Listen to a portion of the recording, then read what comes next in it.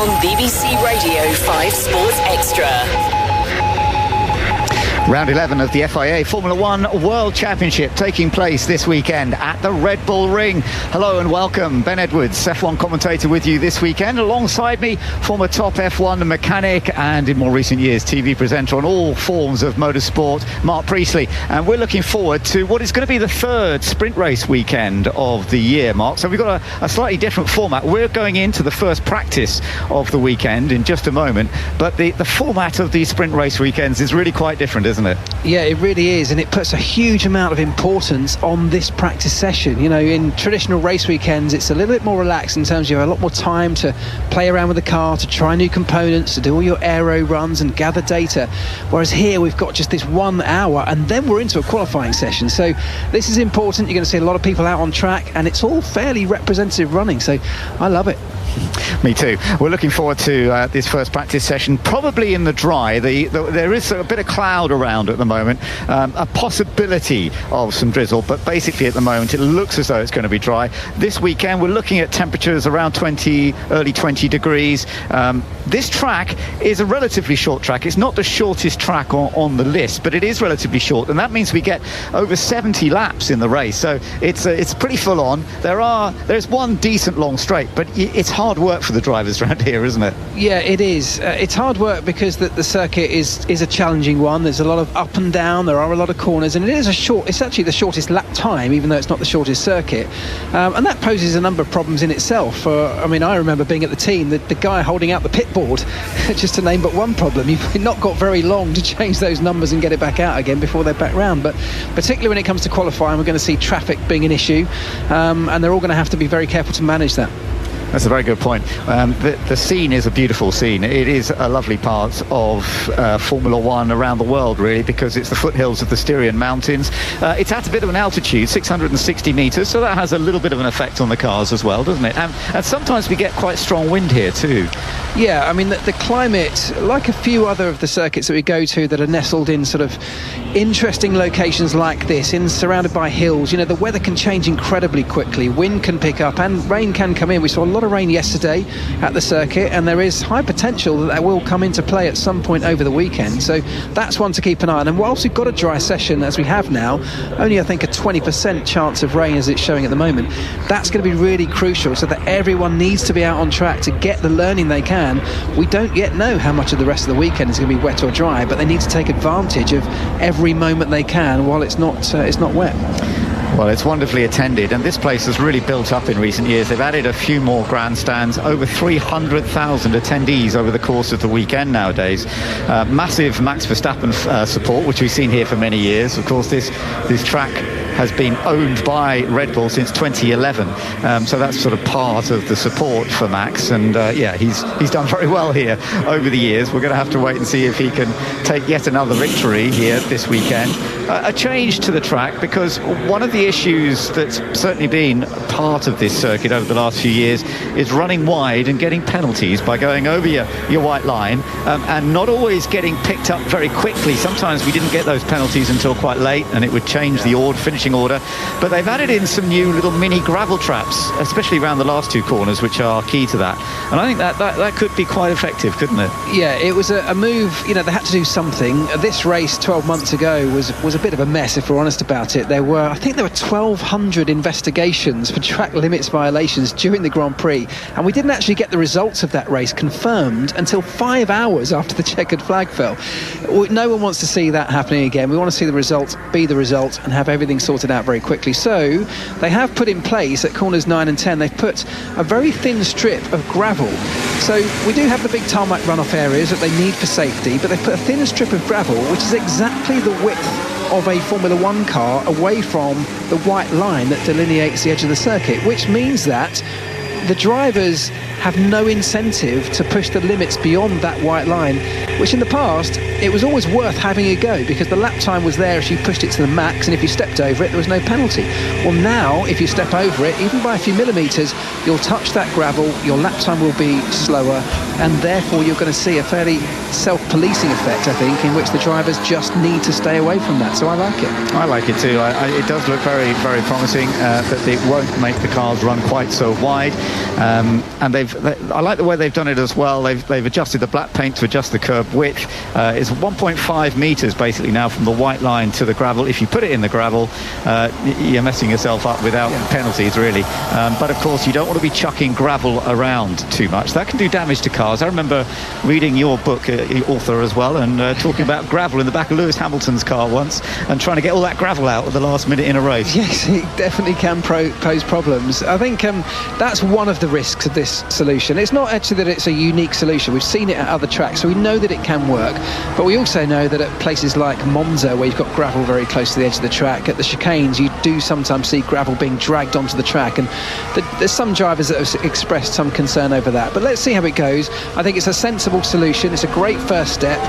I think we had to make some changes and do something, and I'm really pleased to say that this looks like a good scenario. The sound in the background is the first of the cars getting out on track. Interestingly, Max Verstappen, the very first to take to the circuit. And as we said, because this is a sprint weekend, and it means that this afternoon, for the second session, they'll be going into qualifying for the sprint race. Sprint qualifying will come up later. And as you said earlier, Mark, this means that this session is actually very important. It's not a session where we're going to see lots of experimental stuff on the cars. No, exactly right. You haven't got time for that. So this is about fine-tuning the car straight out of the box with a very clear view of what's coming up. So getting it ready for qualifying, that's going to be their specific intent.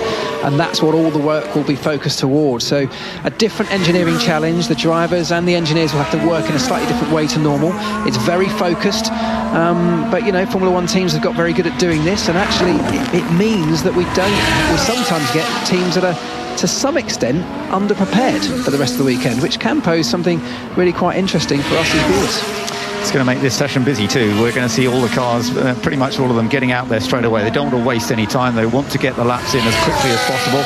And Max Verstappen already beginning to set some sector times around the track. Early days yet, though, of course. And it's an opportunity for them at this point just to get a feel for the car, get a feel for the amount of grip they've got out there. It is a relatively unabrasive surface, this track. You do not go for very hard tyres. In fact, Pirelli bring along their softest triple compounds, don't they, for this one? That's right.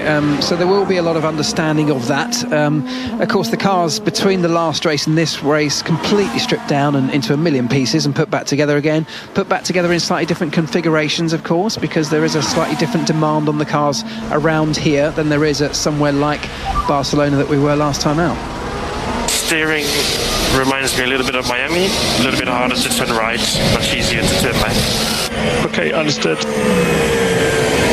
So Lando Norris just giving a little bit of explanation of what he's feeling through the steering at the moment, as George Russell has just set the fastest initial lap to 1 minute 7.932. Interestingly, Hamilton, second fastest, virtually the same lap time, both going quicker than Verstappen. Interestingly, because they're on the hard compound tyres, whereas Verstappen has just set a good lap on a medium compound. So there's a bit of a mix going on already. Yeah, and I think it's very early days, but it is a sign that everything's so close at the moment, which is great for Formula One. We've got 3 teams definitely, but probably even 4 if you take Mercedes and say they've joined the party now, that actually any of those guys could have a genuine shot at podiums and even race wins. And I think just to give a slight explanation of Verstappen's time, as Norris pops in a time that's also incredibly close. I think I did see Verstappen running wide on that lap on his medium compound tyre, so that might give some explanation to a slightly slower time from him. It's a British 1-2-3 at the moment. Russell, Hamilton, Norris, which is quite fun, isn't it? And as you say, they're all very close. They're within 0.107 of a second. Mind you, when we get into qualifying this afternoon for the sprint race, we are going to see tiny differences. We've already seen them this year. I mean, for example, I know George Russell has had some remarkably close, he was talking about the other day, I think the last 3, he's only been separated by a maximum of 0.02 of a second. So the times, as you say, are getting so close. And around here, they're closer than ever.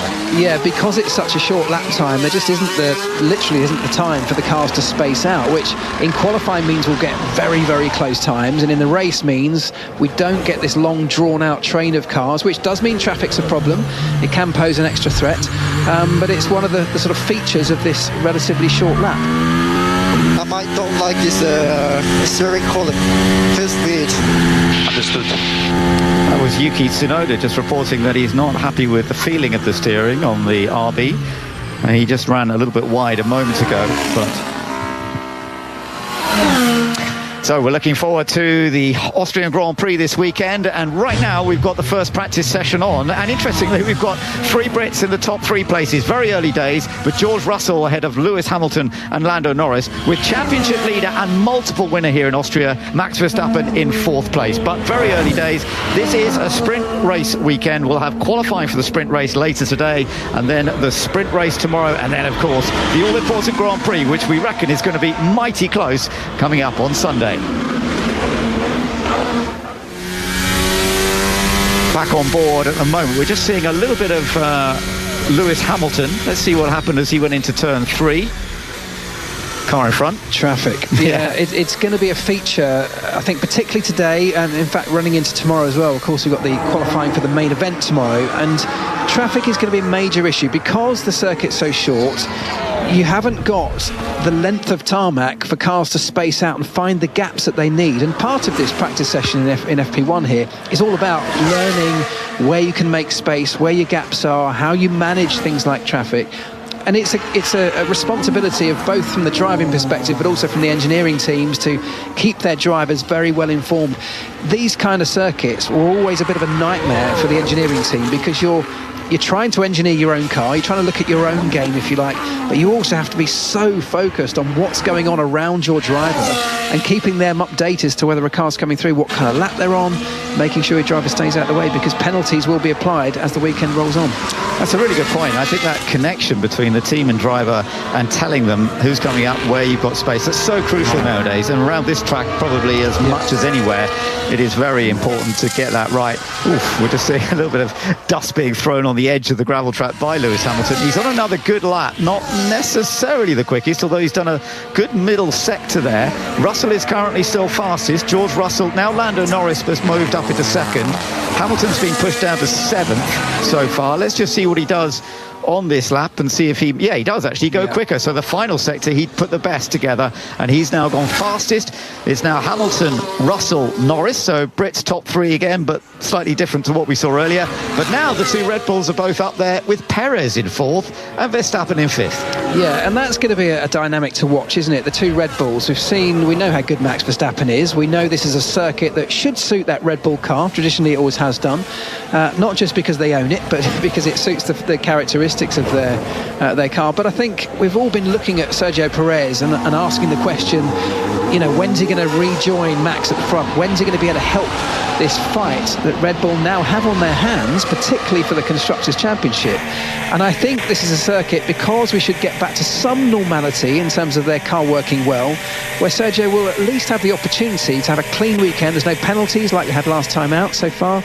It might be a real good chance for him to get back on the front foot. I mean, he needs it, doesn't he? He does need it. From his own psychological perspective, he must be starting to ask himself questions of himself, and that's never a good place for a driver to be in. Absolutely. He's only ever had 1 podium here in Austria. That was last year. 4 times he's finished in 6th place. So it's not always his best track, this, for Sergio Perez. But let's wait and see. As you say, for Max Verstappen, this has been a very promising track over the years. 5 victories in total, including the Styrian Grand Prix. There was a couple of years where we had double races here. After lockdown, it was the first of the races too, wasn't it? Yeah, it was. So we had a couple of races, but it's been great for Max Verstappen with 5 victories, 4 poles. They will be consecutive, actually. So whether he's going to get 5 in a row this weekend, we shall wait and see. But for the moment, Hamilton fastest from Russell and Norris. Perez, as you say, 4th. Piastri's now popped up into 5th. Verstappen 6th. Gasly 7th. Then Charles Leclerc down in 8th. Now, We were talking just before we started on air that Ferrari might well be strong here. They're not showing much yet. Leclerc down in 8th place. We're just on screen at the moment. We're watching Carlos Sainz. So this will be quite interesting because Ferrari have done well here in the future. Charles Leclerc, a former winner of this race, and he's had some great battles with Max Verstappen around this track in the past. He's had 4 podium finishes here in the past. He was he's still actually lap record holder from Formula 2 and Formula 3, Charles Leclerc here. But keeping an eye on Sainz. Let's see whether Ferrari is going to be strong. Yeah, that's right. The signs in terms of the circuit characteristics should, in theory at least, suit the way that Ferrari has typically behaved over the course of this season.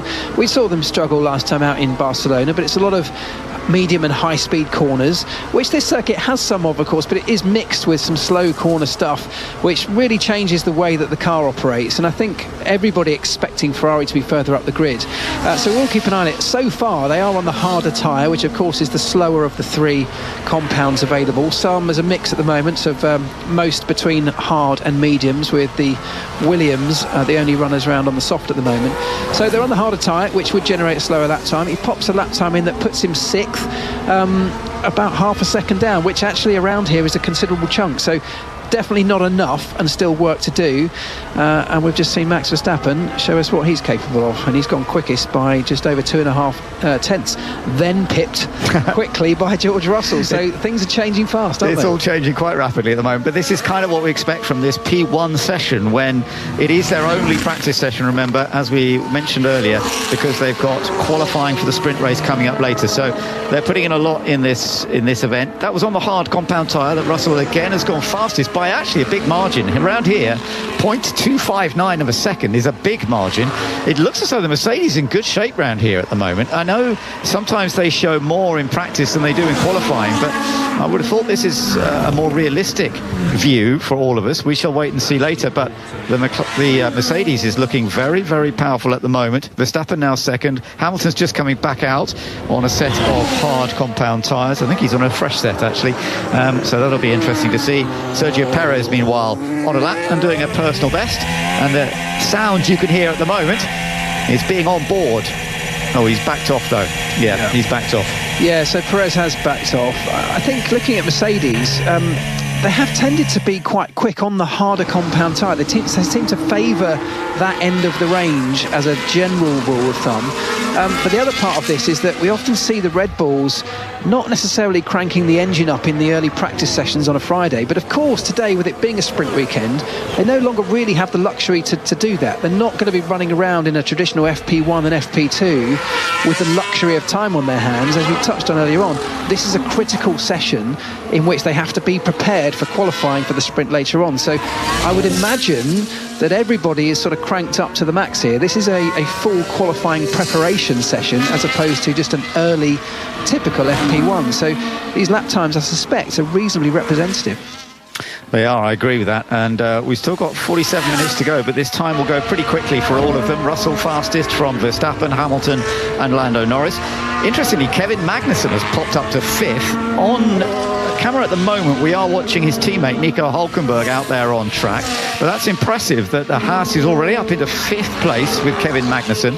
The team has had some good results here over the years, but not always. It's a little difficult to know. Some tracks they are quick and some tracks not so fast. Of course, Hülkenberg's been good at getting into Q3 a few times this year, and he's gone over the line. He's 11th quickest at the moment. Yeah, it's partly, yes, of course, they need to improve their consistency. That's probably been their weak spot, I guess, if you look at the season so far. But on the other hand, I also quite like what we're seeing this season, particularly at the front end, where we've got these 3 or 4 teams now in the mix. And it is actually circuit specifics which are swinging that performance balance week in, week out. So close are those teams at the sharp end here that it might be just one week it's a Ferrari that seems to be the lead car, another week it's a Red Bull, then it might swing to Mercedes or McLaren. And it's so close that it's these tiny details of the different types of circuit. And of course, in a long season like we've got in 2024, there's a huge mix of different types of track. So we're not likely to get, because we've now got these teams all at the front very close, we're not going to get the dominance that we saw in previous seasons, I think. Everybody's now so close that it might just swing back and forward as the season goes on, which is a really exciting prospect. I agree. We're watching Charles Leclerc. We've just heard Alonso saying he's getting a lot of tailwinds into turns 1 and 6, so we have got a bit of a breeze. That can make a difference here, there's no doubt about it. Charles Leclerc had a bit of a wobble through turn 1. It wasn't perfect. He was attacking. He's on a brand new set of hard compound tyres, but his first sector, not good, and he's actually backed off now. That clearly didn't work for him into that first turn. Just doesn't look as though the Ferrari's working quite as well as I thought it was going to at the moment. I must admit, it looks like they may be struggling a little bit. Well, yeah, and you know, as you keep saying, on a sort of traditional weekend, you maybe not be so worried. You think they got the benefit of time to try and fine-tune the car, but they don't have that luxury this weekend, so they kind of needed it to be fairly quick out of the box, and I think they even expected it to be pretty quick out of the box. So these little struggles, I mean, it's not a world away. Sainz is 6th, but he is a decent chunk of time back at the moment on the hard tyre. They will be slightly disrupted by this, and they do need to find a way of dragging that car to the front, because these are the opportunities they need to take if they want to get into some sort of championship fight. It's fun to see Hamilton's moved up into second, just 6 thousandths off Russell at the moment. Both of them quite a bit ahead of Verstappen at this stage. So we shall see how that goes. But right now the Mercedes is working well around this track, and we'll just see. So which teams are not going well at the moment? Well, if I look down the list, I can tell you that Aston Martin are well down the list. They're Alonso 17th, Stroll 18th. Also, RB not going particularly well, although Tsunoda's just improved. He's popped up to 14th. Ricciardo's 19th. And then Zhou Guan Yu's 20th and last at the moment with Sauber. We know that, we know that team's been struggling a little bit this year. Bottas actually is not too far down. He's in 13th place. That just gives you a bit of an idea, the teams that are not going quite so well. Williams, a bit in the mix. Albon is currently 11th. Logan Sargent in 16th. Yeah, and we're looking at Ferraris again. Sainz already 3.5 tenths off the pace, and he hasn't even finished his lap yet. I mean, one thing that makes an enormous difference is this idea of traffic, and it doesn't take much to be disrupted just by a tiny amount on the way through a lap to find that it's ruined your lap time. Carlos Sainz a long way off as he crosses the finish line there, so I suspect there could be that element coming into play, and it might be that on another lap he is managing to get a clear lap, and that makes an enormous change to his lap time. So traffic is a big part of this weekend. It will be as we move forward, but it's the same for everybody. You've got to find a way to manage it and navigate it. But at the moment, Ferrari definitely not as happy as we, or I think they, suspected they would be. And Leclerc done it again. He's just done a good first sector, then backed off again. Let's see if he now puts a lap together. We're going to watch Charles Leclerc, I think, on this next. Let's see how it works for him into turn 1. So he was smooth that time. He got it right. He ran over to the curb, but didn't get too sideways. Now picking up to maximum speed. Fastest section, he gets up to 320 kilometres per hour before getting onto the brakes through the turn 2 curve, then into turn 3, the proper right-hander up the hill. But his sector time, not fantastic. He's already 2.5 tenths down through the first sector. I mean, the traffic is horrendous, and in fact, he's had his lap time ruined just there by running into the back, or almost running into the back of the Haas. In fact, is that Magnussen? No, it's Hulkenberg. Squabbling with each other and almost fighting for position. So, yeah, the drivers need to be patient. You need to be calm. And I remember, you know, in the team, when you're talking to the drivers, these are the moments when they get hot-headed. If you're Carlos Sainz, you're already frustrated that you haven't managed to put in a quick lap time. You stumble across another car on the circuit, you get angry, and the whole thing spirals into a situation where you're never going to get the quickest lap time because you've lost focus. And so from a team and engineer's point of view, half the job is trying to manage the sort of psyche of the driver and getting him back under control and trying to find that gap to put him out into so that he can do a calm, considered and careful lap in clean air. And it's a real challenge. It's a genuine, real feature of this weekend. I haven't really mentioned anything about Alpine so far because they're not at the top and they're not at the bottom. We're keeping an eye on Esteban Ocon, part of the Alpine team at the moment, and a bit like we've seen recently, they've moved up because they were right down at the back at the early part of the year. They've definitely got into sort of more of the middle, and right now Gasly, for example, is 9th, Ocon currently 12th. That's sort of the scene that we've now seen in the last few races. Confirmation this weekend that Pierre Gasly's definitely going to continue with the Alpine team. His contract has been renewed. We know that Ocon is leaving, so there's still a question as to who's going to be Gasly's teammate at Alpine. But also what's interesting, as part of the team now is Flavio Briatore coming in as an expert. Now, I know when you were mechanicking for McLaren, you sometimes had the Renault team next door, didn't you, with Flavio Briatore running things, and he's quite a character in Formula One. He's a huge character. I mean, obviously, I remember as a competitor, and we were direct competitors during those Alonso years at the team at Renault. You know, we had some great fights with him, and it was always really good-natured. And actually, Flavio was really lovely in the fact that on the two occasions when Fernando won the championship, he was always the first guy into our garage to say well done and congratulations and thanks for the great battles. People, of course, at home will probably only remember the controversy that surrounds him, particularly from Singapore in 2008, and that's the biggest surprise. I think not just that he's come back in a prominent role in Formula One, but that he's come back to the same team in which that controversy happens. But I do also see what he brings to a team. He's a big deal maker. I voted, but I didn't know that Ferrari's on the lap. Yeah, much for Verstappen pushing. All these crybabies here with the traffic. That's Hulkenberg just commentating his way through that moment we talked to you through a moment ago when he came alongside the Ferrari.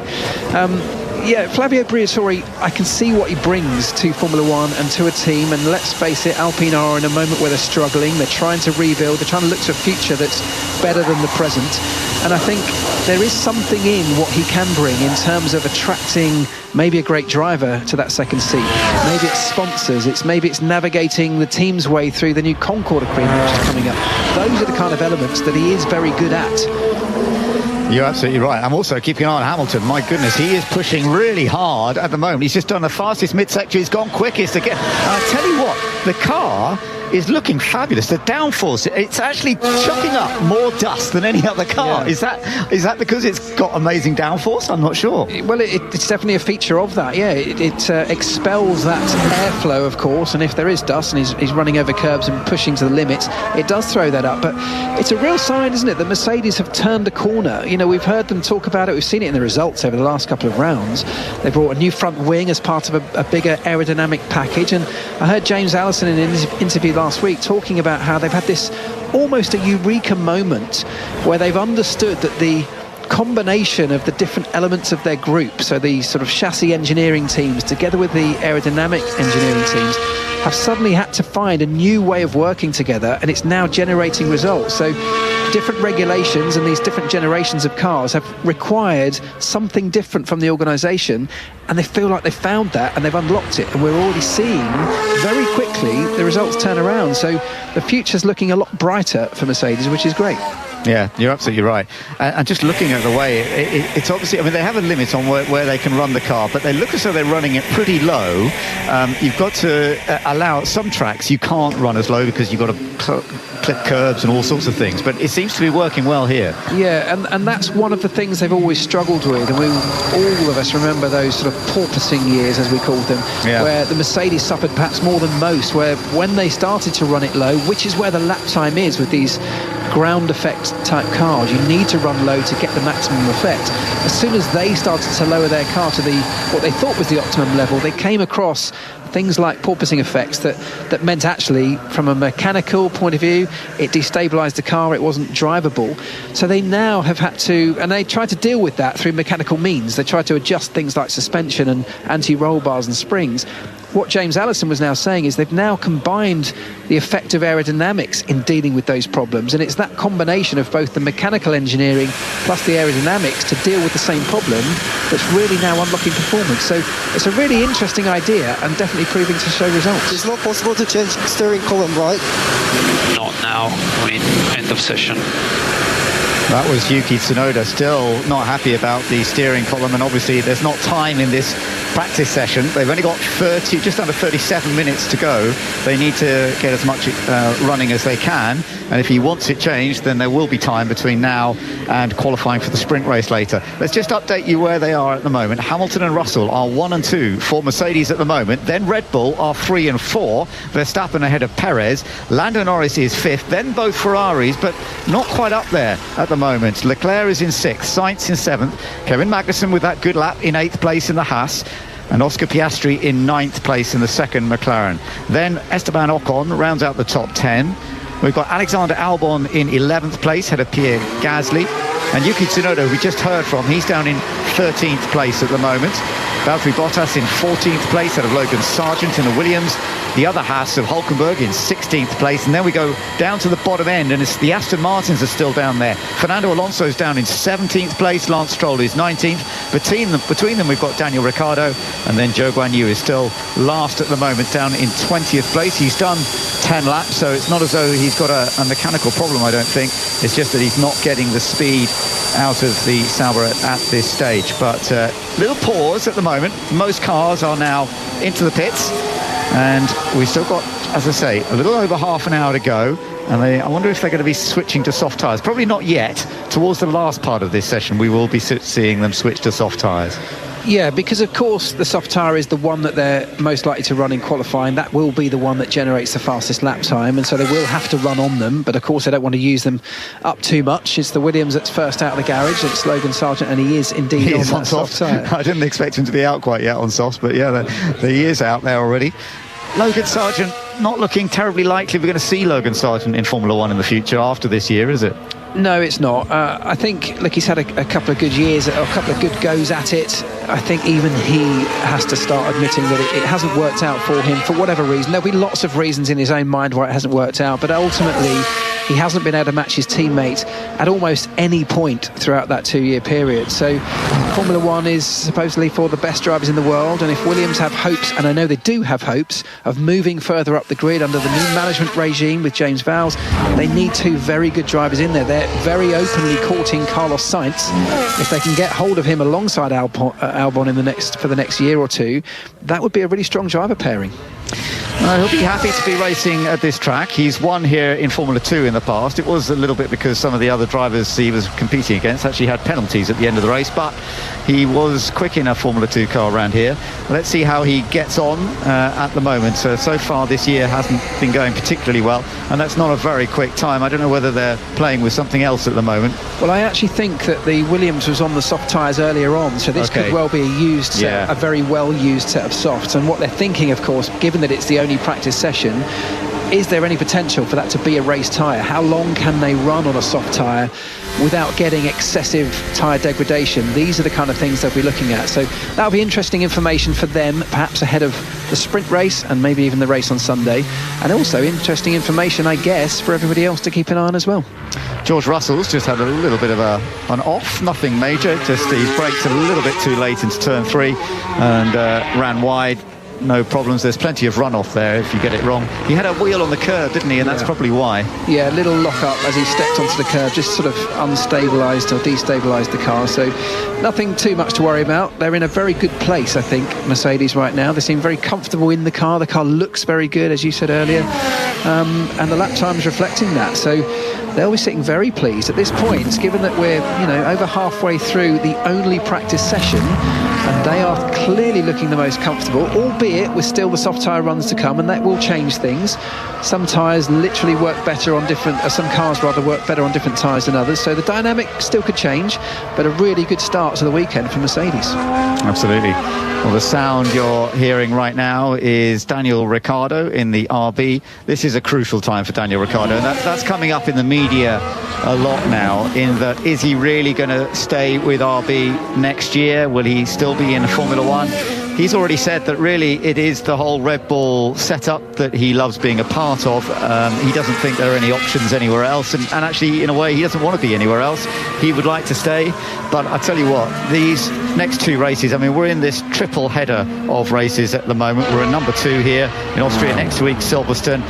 After this, they will be making lots of decisions about drivers. He needs a good result this weekend and next weekend at Silverstone. Otherwise, I do rather feel he's not going to be in Formula 1 again. Yeah, and I've got a lot of time for Daniel. I'm a big fan of him. Yeah, me too. As a person and as a driver. My feeling is, I honestly don't believe there's anything he can do now to keep hold of that seat. And the reason I say that is, if you think about that setup at Red Bull, so the RB team that he drives for is supposedly a sort of feeder team, isn't it, It's looking to find the next Max Verstappen is what they're trying to do. They're trying to feed the main team. Well, they've just locked in Sergio Perez into the main team alongside Max Verstappen. That lineup is not changing for next year. Therefore, what's the point of having a Daniel Ricciardo in the feeder team? Why not bring in a Lawson, for example, and give yourself the opportunity to find somebody who could be next in line. Daniel Ricciardo's not next in line anymore for a Red Bull seat, so I suspect his time is coming to an end, which is a real shame for him. I agree. And we've just been seeing a replay, a rather odd one. Max Verstappen almost trying to get past Oscar Piastri coming out of the pits, which is just not possible. It's one car width coming out.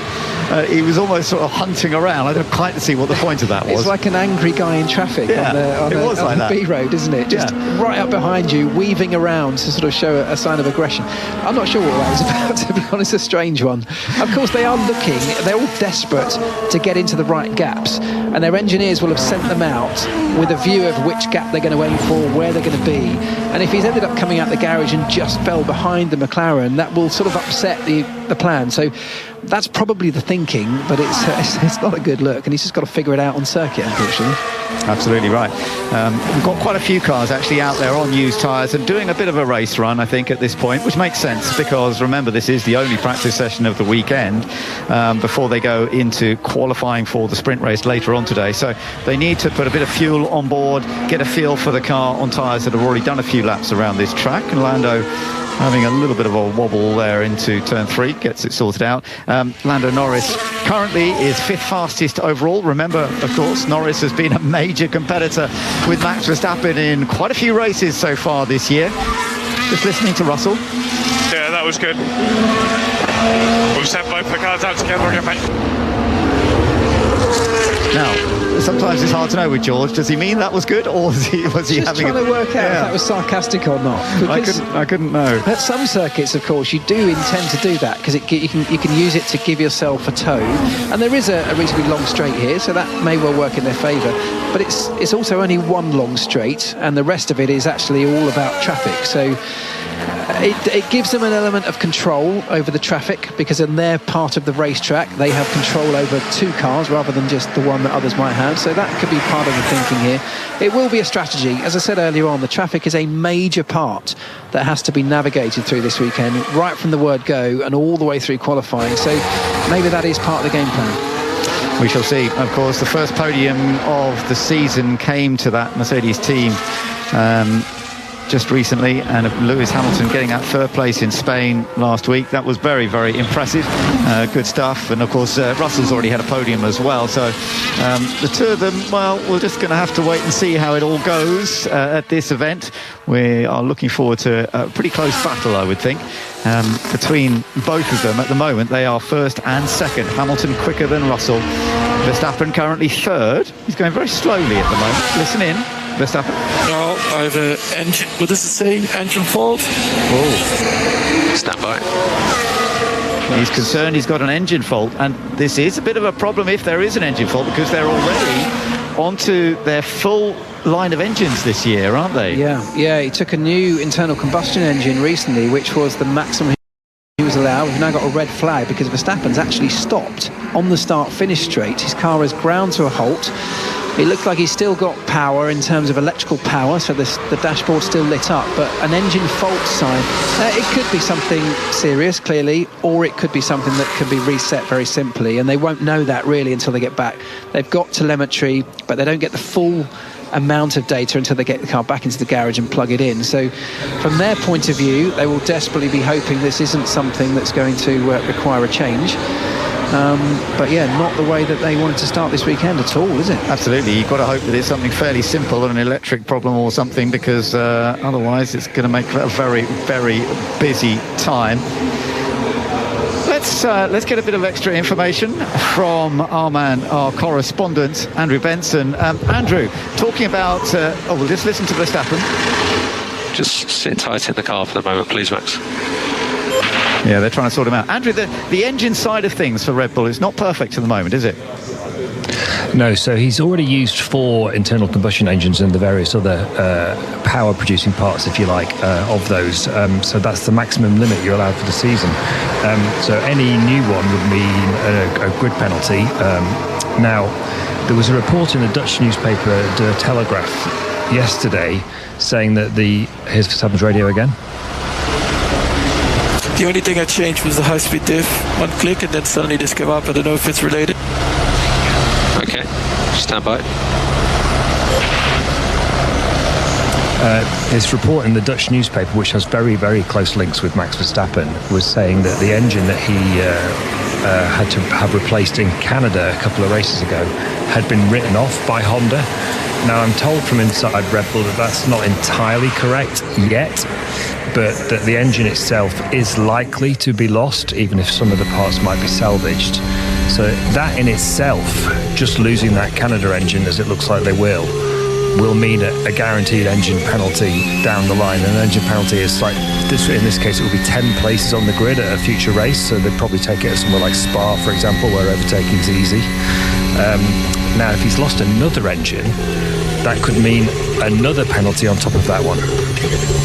Yeah, it's fascinating, Andrew, because we should point out that, at the moment there's nothing to stop him putting an older engine back in, and that wouldn't necessarily necessitate a penalty. But as you rightly say, we've still got a lot of the season to go, and it's highly unlikely they could get through all the remainder of those races without bringing another element in. We just watched a replay of exactly what happened, and you see Max Verstappen coming through the final sector of the lap, making changes to his steering wheel switch positions. He talked about changing the high-speed diff. That's one of the rotary switches on his steering wheel. He can change that. It changes the effect, hydraulically controlled differential in the back of the car. And it seemed like immediately when he changed that switch, then the fault flagged up on the steering wheel dash display, and he ground to a halt. So it could be that it is related, and it could be the fact that the team have told him to stay in the car, something that they've seen in the data. They might be able to get it fixed remotely even, and reset something, but he's now being pushed back through the pit lane while still in the car, back towards his own garage. Andrew, we've got you still with us for a moment.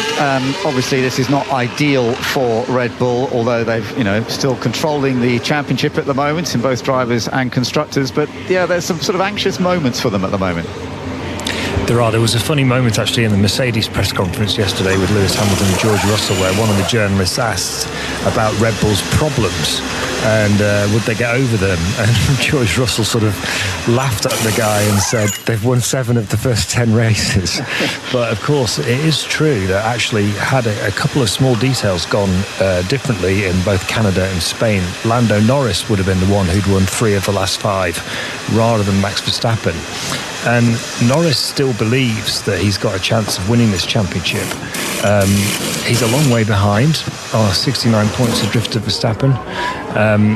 But if they can go on a run, McLaren, and the margins are so fine, it would only take tiny things to make a difference to one winning the race rather than the other.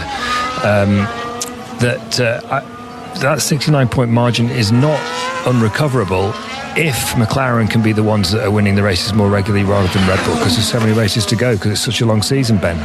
I agree, Andrew. No, absolutely. Thank you for that, and great to have your input. We've just got the cars back out on track once again, and it's going to be fascinating. I think one of the aspects, Mark, of all this, though, is that Lando Norris clearly is one of the major contenders, but he's not the only one, because we're seeing Mercedes move up. And if you're getting this combination, and sometimes we know Ferrari, like Charles Leclerc winning, Carlos Sainz winning, okay, 1 each this year, but it means Verstappen's always up there near the top, even if he's not winning, whereas we may get other people who are coming up to the top next to him. Yeah, that's right, and there's a number of ways you can look at that, because there's the talk of Verstappen and the Constructors' Championship, with Red Bull, at least over the last few races, almost fighting single-handedly. So is that going to hamper their chances in the Constructors? But of course, on the flip side of that, you've now got a Mercedes pair that have joined, so you've now got maybe 8 cars that are fighting for those points and taking points off each other, which may play into the hands of Red Bull in that scenario. But yeah, it's interesting. When you had a dominant Max Verstappen, it was a Max Verstappen winning everything without too much of a challenge. Max now back out on track, so they have done something to fix that car without having to change the engine, which is obviously a good sign. But yes, the likes of, I was going to say about Lando Norris, as Andrew pointed out there, he thinks he can win this championship. We saw a very clear sign of that last time out, when the team made that radio call late in the race looking at strategy, and they were talking about covering off George Russell behind him.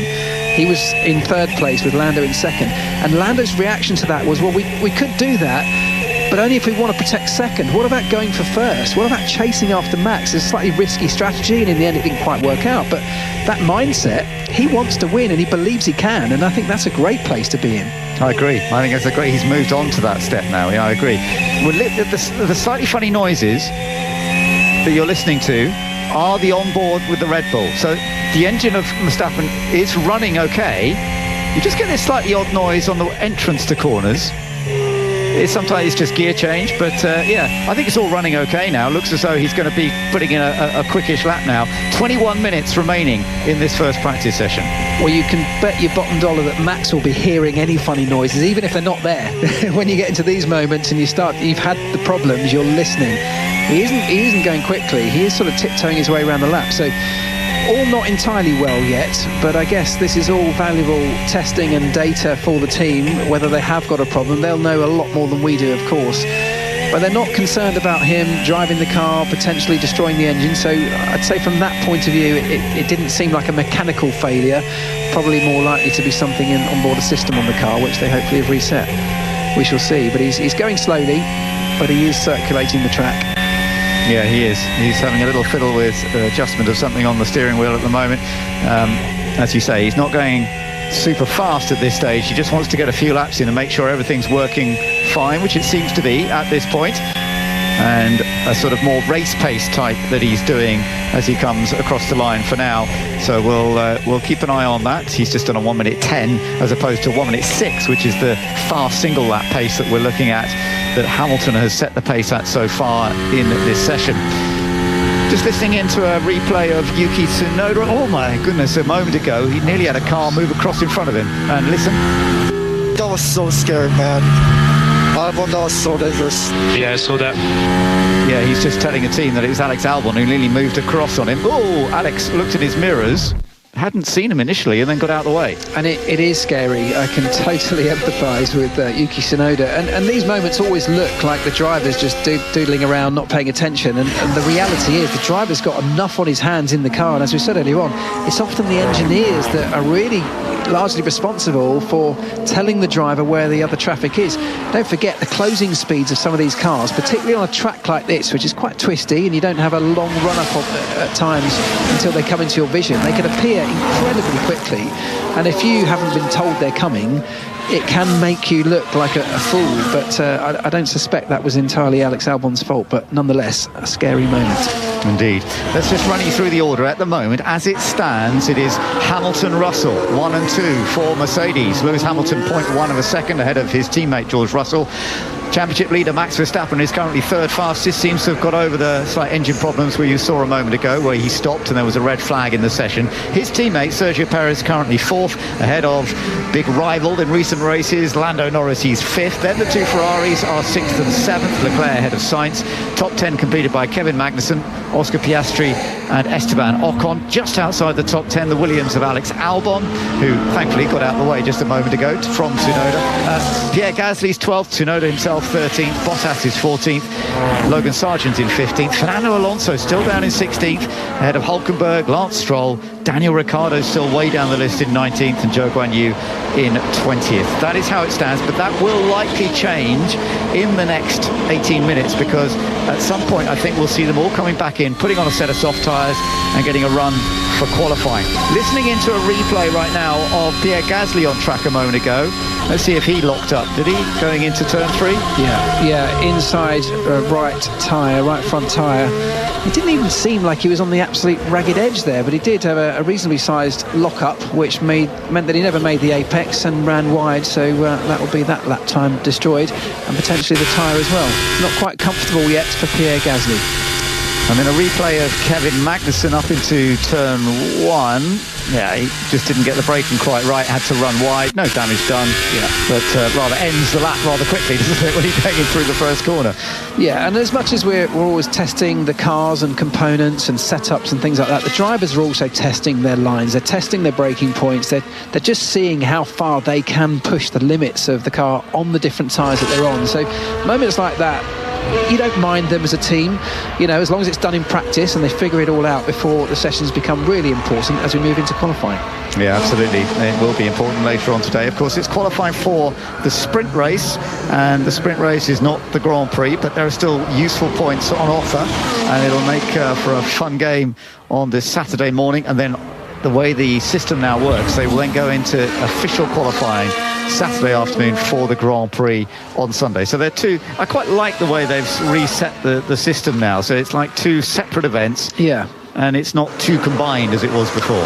I like it as well, and I'm often a little baffled as to why so many people find it controversial, because I'm looking at this, I'm thinking as a practice session, having just the one, to me is more exciting because it matters, it puts people under pressure, and then for the rest of the weekend we're actually always into competitive events, competitive sessions, and I prefer that than seeing what at times can be somewhat unrepresentative practice sessions at some circuits. And I'm all for these sprint weekends. I mean, I like that we're experimenting with them. I think they can be fine-tuned, and what we've done, and that scheduling change that you just mentioned, is part of that. So I have, respect for the fact that the people at Formula One at the top are willing to take these little risks and to try different things. It's interesting you say that as well, because as your experience as a mechanic in F1, the load that this sprint race weekend puts on you is slightly different, isn't it? Because it builds up more quickly. You're straight into qualifying on the first day, the second part of the first day, and the pressure is a bit tougher, I think, on them. The pressure's tougher because every session matters so much, and you find that your drivers are obviously on the absolute limit for more of the weekend because every session matters than they perhaps would be in practice sessions. But actually the workload sometimes, which you might think differently, but the workload is sometimes less on a sprint weekend, because in practice sessions you've got the opportunity to try so many different components. You can change everything, you can strip the car and rebuild it multiple times with new setups and new components. Here we don't have that, so this is the only practice session. After that we're pretty much locked in for the weekend in terms of mechanical workload, so it is swings and roundabouts. There's not an awful lot of time to recover when things go wrong, and that builds pressure. But in terms of general workload, it can be an easier weekend. No, that's a good point. And we will be looking forward to that qualifying coming up a little later on today. Just under a quarter of an hour to go now in this first practice session. Still not waiting for the top teams to go onto the soft tyres on low fuel to see what they can do. At the moment, they're still doing some practice runs for the race, which makes sense. They need to do some decent runs at slower speeds with more fuel on board to get that feel of how the car's going to behave in the race, because ultimately race pace is always crucial. We know that. Qualifying, yes, is important, but this is a track on which you can overtake. Not always easy, but you can. So your race pace is the absolutely vital part. Piastri, just a little trip into the gravel, no problem, just the outer tyre into some gravel there. Yeah, just sort of dipped a toe in the water, so to speak, but it does bring a little bit of gravel onto the circuit. We've seen drivers have a slight concern about this, particularly with the turns 9 and 10 that have been changed, with this little strip of gravel that we talked about to try and protect against track limit breaches. A sensible move, I think, but the risk of it is that we end up with gravel on the circuit. But yeah, I think the weekend flows much nicer now. Of course, what we see now is these race runs, but they're not necessarily just looking at the Grand Prix. Of course, they've got the sprint race, which is the first thing, a shorter race with no planned pit stops, and a lot of this work will be focused on that, because they can then use the sprint itself as something of a testing and a knowledge gathering exercise. They'll get a huge amount of data and learning and understanding from the sprint itself, which will then be useful for the race. Of course, that's essentially doing some of your long runs in the sprint. So a lot of this early work is focused on, yes, qualifying for the sprint this afternoon, but then the sprint itself tomorrow. That's a very good point. Well, we're listening on board the Mercedes of Lewis Hamilton, who's on track once again. Fastest in this session so far, Lewis Hamilton. So the Mercedes is looking very, very promising. We'll just see. He's still on a set of hard tyres, so this may be more kind of race pace. He's a double winner here. He's not won here as many times as some of the races in his career. He's had 3 poles, but the last of those was back in 2020.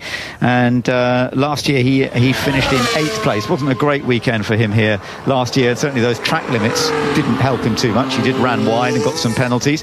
Now it's a bit more straightforward. And what we're seeing, I have to say, that the curb work that they've done and added little narrow gravel strips on the outside of curbs, I think it's working. We're not seeing cars run wide here nearly as much as we have in the past. No, absolutely, yeah. Early signs are that it's a real deterrent, so the drivers have no incentive to really push those limits, and that was the intention of it, of course. What's really nice about the Lewis Hamilton story and the way that Mercedes are now turning things around and look like they're going to finish this season, which would of course be Lewis's last at Mercedes, they're turning it into a season that they could have some success, or at least can be competitive. And I think that's a really lovely way for Lewis to end this partnership with Mercedes, rather than it being another really disappointing year of just constant struggles where they seem lost. Imagine the success that they've had if it all came to an end in such a disappointing way as it has done for the last couple of years. I think that would have been a sad way for them to part ways at the end of the year. So I'm really pleased that they're getting the opportunity to see Lewis revitalised, to see the car and the team getting some success that they clearly deserve. It's a nice way for it all to come to an end, isn't it? It is, I agree. It would be great if they've got a competitive car for the remainder of the season. And remember, although we are getting ready for round 11 of the championship this weekend, we're still not even halfway through the season. When we get to Silverstone next week, and we'll both be there enjoying the British Grand Prix, that will be the halfway stage, which seems weird, doesn't it? It's amazing, isn't it? I mean, it's such a long year, a long season for everybody. You know, we have the benefit of not having to go to every race, but those who do, it's a real toil, and it's a real struggle for a lot of reasons for a lot of people. A lot of teams are now sort of cycling through personnel and making sure that everybody doesn't have to do every race. But it's a real bone of contention, because some people don't want to miss a Grand Prix. They don't want to not be there in case that's the one where they have some success. But there's health and safety issues. There are all sorts of complications around a very long season, and it's something that I think Formula One's going to have to navigate, potentially even through regulation at some point. Yeah, I think you're absolutely right. But at the moment, they are definitely sticking with the 24 races going forward. And we shall see how that all goes, as you say, in the future. Valtteri Bottas out on circuit at the moment in the Sauber. As a team, the best they ever had at this track was many, many years ago. They had a 4th place finish with Kimi Räikkönen many years ago. Kimi was a man you knew well. You used to work with him. Yeah, wonderful guy. I was talking about him the other day. Someone said, what's he doing now? I said, definitely not anything to do with racing, other than his kids. His kids are actually into racing. Oh, really? And I said to somebody, the only way you'll ever see Kimi back in an F1 paddock is if one of his kids makes it to be a driver. You know, he'll come back as the dad. He won't be a TV pundit. No. He won't be a team manager or a team principal, but he might come back as a racing dad. Oh, that's lovely to know. I know you had a great relationship with Kimi, and I have to say I always enjoyed commentating on Kimi Räikkönen, a brilliant driver, and I loved the way he went about things. And of course, he raced for many, many, many years in Formula One, one of the biggest numbers. Andrew Seale here for Sauber. That's good to know that he's around this weekend, because of course the team that is Sauber, which is going to become Audi, and we're still waiting to find out whether Carlos Sainz is going to join them to be part of the Audi team going forwards. Yeah, it's an interesting one, isn't it? Because it seemed to be, up until last week, it seemed like Carlos Sainz's options, his main options, were Williams or Sauber, which will then become Audi. We've now thrown Alpine into the mix, who seem to be going all in to try and court him as well. But imagine you're Carlos Sainz. What a tough decision to make, given that you have no idea how these teams, as we said earlier, how they're going to perform in 2026. It's such a difficult call to make for somebody like that. I hope Audi can come in with a bang and do things very well, but Formula One is a different ball game to a lot of other motorsports, and previous success in other categories is not a guarantee that it'll work here. Absolutely right. We are seeing some out on soft tyres now. So in fact, the two Saubers have moved up now, because they were the first to go out and do a qualifying run effectively. So Joe, actually a fraction faster than Bottas, because he hadn't been going too well earlier. They are currently 7th and 8th. They're going to get pushed down. But what's interesting is now we've got quite a few of the back markers, if you like, now beginning to put in quick laps, because Lance Stroll, currently out in an Aston Martin, he and Alonso have been way down the list. Well, he's just set the fastest first sector of anybody in this session. position, and he's currently on target for about the same pace that Lewis Hamilton set earlier on. Yeah, you're seeing a very clear indication of just how much difference the soft tyre makes around here. It's the perfect tyre for this circuit, which has a lot of energy demands on the tyre, and the soft tyre will generate huge grip over the single lap that we need for qualifying. Stroll pops in a time that just makes him second, about a tenth behind, just over a tenth behind Lewis Hamilton. But all of the big guns now starting to emerge from the garage, all of them, as far as I can see, coming out on the soft tyres. The Ferrari's on an out lap, Max Verstappen just coming out of the garage as well on an out lap, all on soft tyres. So we're about to get the best indication yet of exactly where everyone lies in terms of their outright pace. We're also going to get a good clear indication of how they manage this traffic that we're likely to see in qualifying as well. You're absolutely right. Charles Leclerc's just picking up a bit of pace on his soft tyres at the moment. We'll see whether Ferrari actually do have the sort of pace we were expecting to see here once on the soft tyres. They weren't particularly quick earlier, but maybe they were just playing around with a bit more fuel on board. He's taking it very steady on the outlap. He's not getting much heat into those tyres. He's waiting, isn't he? Well, there's always a real clear prescription from the team. With all the data they have and talking to Pirelli, they know exactly what they need to do on these outlaps. And for some circuits and for some cars, it's about generating huge heat and maintaining that heat as you go through the lap. For others, it's about hanging on to them, not doing very much at all, and only in the final sector do you do a sort of very prescribed set of burnouts, use the brakes in the right zones and build heat from inside and build the core temperature of those tyres up. So it's all very calculated, and he won't just be wandering around aimlessly. It'll be a very clear prescription from his engineering team. This is going to be busy, and I tell you what, we've got a lot of people trying to do quick laps at the same time. We could get people getting held up. One thing about Charles Leclerc getting out early, which he is now, he is at least on a pretty clear run, I think. We'll just have to keep an eye on this. Decent first sector, not the fastest of anybody, and let's just see how this works. His teammate not far behind, and Max Verstappen is out also on a set of softs. So we're going to get some pretty clear indications now, some comparative times between the top teams. Yeah, we are. So everybody going quicker. Verstappen on a very quick lap. Fernando Alonso with a decent start to his lap as well. Fast in the first sector in that Aston Martin. So these soft tyres at this time, as the circuit's now well rubbered in, getting quicker and quicker. Leclerc goes fastest on the soft tyres. No great surprise, but how is this going to be beaten? Sainz goes second quickest. They are very close, but we are expecting that. You are expecting tiny differences here. Look at Verstappen. Verstappen has just gone quickest, I think, by about 3/10. Wow, you're right. Look at that. That is a blistering nearly lap. 4/10. Yeah. Nearly 4/10 by over Leclerc. But let's wait and see what the others can do, because we know the Mercedes has been showing good pace. Whether it is as good when they get on the soft tyres is another question. Yeah, and we still haven't got Lando Norris out the garage yet, so he's still in the pits. I'm sure we will get him out, but it will just be for one final run with just 4 minutes on the clock. Right, interesting. So a 105.685 for Max Verstappen. Still some way off the qualifying record here, but that does go back to 2020. Valtteri Bottas, interestingly, has the qualifying record here. It is just under the existing lap record, but you would expect that for not running much fuel. And also don't forget these changes to the circuit with the gravel trap on the edge of the turns 9 and 10 could well actually affect lap time, because they're not willing to go as far to the white line as they previously were, perhaps. That's a good point. We're listening on board with George Russell at the moment, so he's on a set of soft tyres. This is going to give us a pretty quick indication as he comes to the first sector.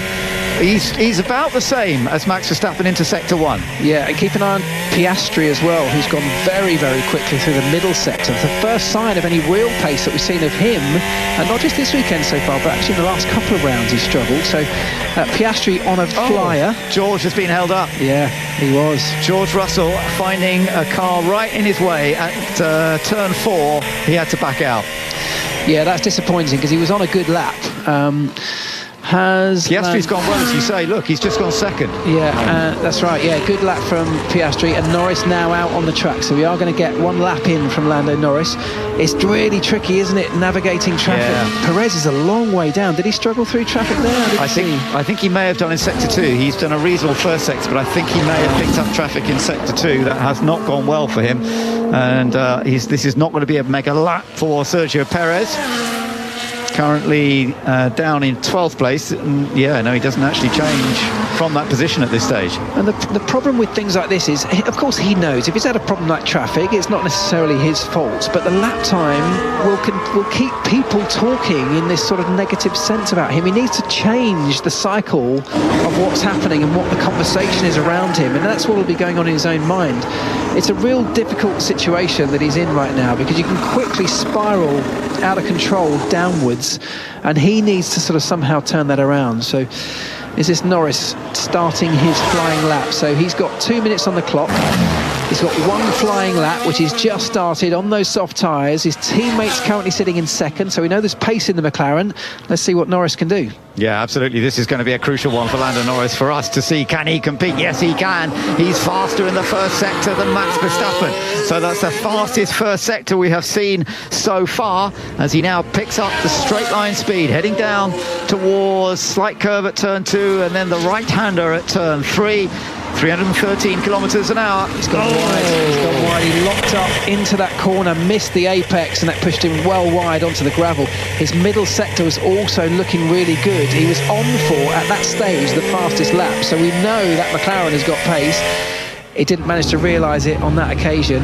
Has he got time? He might well have time to recharge the battery, slow things down. He's got just over a minute on the clock. So if he can get round and prepare his car in the right way before the checkered flag comes out, we might still get one fast lap from him. Let's just see what Hamilton's doing as well. He's doing some personal bests at the moment, but I'm not sure it's going to be quite enough. Let's see. Lando, as you say, just picking it up. There's a replay on our screens of him, of what when he went wide, as you say, getting the braking just a little bit wrong, but sorting it out and coming back onto track and hopefully getting another lap in, which will make things work. But yeah, no, Hamilton hasn't improved yet on the lap time that he's done so far. I actually wonder if Hamilton's backed off for some reason, because he is not going quickly at all. So I'm not sure about that one, but I think that's what we're seeing just towards the end there, with just 20 odd seconds left on the clock before the flag. We're seeing a real ominous sign, well, not ominous, but a great sign that we've got a real battle on our hands here between the likes of Max Verstappen and the McLarens. As we've seen in recent races, there seems like there's nothing in it. We haven't quite seen the lap time that Lando could have created, but it was mighty close, possibly even quicker than Max could achieve. Okay, well, interesting to see. Carlos Sainz currently on a lap at the moment. There is definitely a little bit of interesting strategy going on as well, actually, with Mercedes at the moment, because they don't seem to be going out on a set of new softs at this stage, so that's a bit of a surprise. Yeah, they seem to be waiting for qualifying later. Interesting. You know, that is quite an interesting one. They will have seen what everyone else has managed to do, but normally what you would want is to at least to give your driver a feeling of what the car is like, and of course they can do that in the early part of qualifying, and perhaps that's what they're looking at. One simple run to get acclimatised to the tyre, and then they'll push. The tyres, of course, on a sprint qualifying session are all predetermined, so the regulations determine which tyres used for each session, isn't it? So there's no strategy decisions to be made around which tyres to run. It's all written down and they have to adhere to it. There is the checkered flag. Checkered flag out, yeah, as you say. So Max Verstappen has set the pace, and I don't think anybody's on a rapid lap at the moment. No. So Max Verstappen has set fastest lap at a 105.685. He had that little interruption earlier in the race, earlier in practice, that led to a red flag because of an engine problem, but that clearly is not a major problem. Verstappen fastest. Oscar Piastri, good effort from him, second fastest, but as you said, Lando Norris was on a good lap, could well have competed with Verstappen's time if he'd done the whole lap, but he went wide and hasn't been able to sort of put in another lap like that. So Piastri second, then the two Ferraris third and fourth, and then Hamilton fifth. But bear in mind that Hamilton and Russell, who were fastest early in this session, did not run the soft tyres. So it's not really a clear indication to us as to their position, but could well have been right up near the top because it was earlier on. So Hamilton fifth, Ocon sixth fastest, Stroll seventh, and then George Russell eighth. But we know George has got great pace around here. Tsunoda ninth, Fernando Alonso in 10th. I think this order is quite a mix. We're going to see this order very different when we get into qualifying later. Gasly in 11th place ahead of Sergio Perez, who didn't quite get together his final lap as he wanted. Then Lando Norris, because of that mistake he made, ended up 13th. Then we saw Zhou Guanyu and Valtteri Bottas 14th and 15th with Sauber. Behind them, Daniel Ricciardo and then Nico Hulkenberg, with Alex Albon down in 18th, Kevin Magnussen 19th in the end, although he did put a good lap in earlier, and Logan Sargent with the 20th fastest time. A real mix there, and I think we're going to see a very different situation when we get into for sprint qualifying later on. Yeah, we are, but I've got a huge smile on my face. I'm excited about this because I don't think that timesheet tells the full story by any means, as you said, and actually the little hints of performance we've seen show that things are mighty close. And I don't think I'd want to call it at this point because, like you said, the Mercedes have got a lot more to come. They're very comfortable in their cars. We know that Norris, I think, is going to be right up there or thereabouts. Verstappen will always be in the mix. This could go to any one of those 4 or 5 drivers, I'd say. Yeah, could be fun. And as we know, the lap times are normally very, very close here. I'm surprised that we've got a 0.27 of a second gap between Verstappen and Piastri, but I think that could have been much tighter if everybody had been pushing hard in that final part. Yeah, agreed. I really don't think this timesheet tells the story at all of what we're going to see this afternoon. And, part of me is that it's great, isn't it? We're going into a session with an unknown outcome, which is brilliant. How many times have we gone into this saying, oh, good, look at the timesheet, Verstappen top again, that's, the weekend's over. It's definitely not that, is it? So we're set up really nicely. So we're getting excited. I do hope you're going to be able to join us again later on. We're going to be on Sports Extra at 3:25 this afternoon in preparation for what will be the qualifying run for the sprint race. And as we've said, it could be very, very interesting indeed, even though Max Verstappen has apparently set the pace, has set the pace in this session, but we've got some really, really good opposition.